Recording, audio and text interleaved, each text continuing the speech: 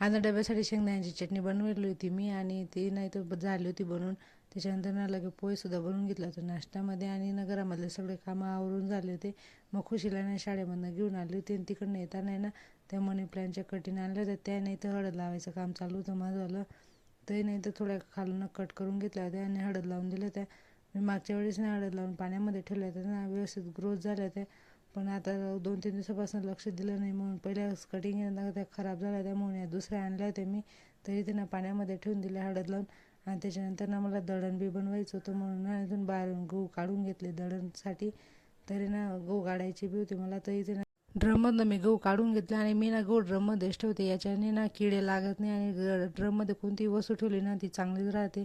तरी ते ना गहू काढून घेते आणि त्याच्यानंतर ना गहू काढून बी घेतले होते आणि तिथला सगळा पसारा उचलून घेतला होता बाहेरचा. मग त्याच्या काल ना औषधीचे कवर धुवून टाकले होते. काल काय सुकले नव्हते कारण ऊनच पडलं नव्हतं. त्याच्यामुळे मग रात्री फॅनच्या खाली टाकून दिले होते. आता व्यवस्थित सुकले होते. म्हटलं आता पहिले हे घालून देते. तर असं होतं माझा आजचा दिवस. चला मग आजचा ब्लॉग मी इथंच एंड करते. तुम्हाला आजचा ब्लॉग कसा वाटला मला कमेंटमध्ये नक्की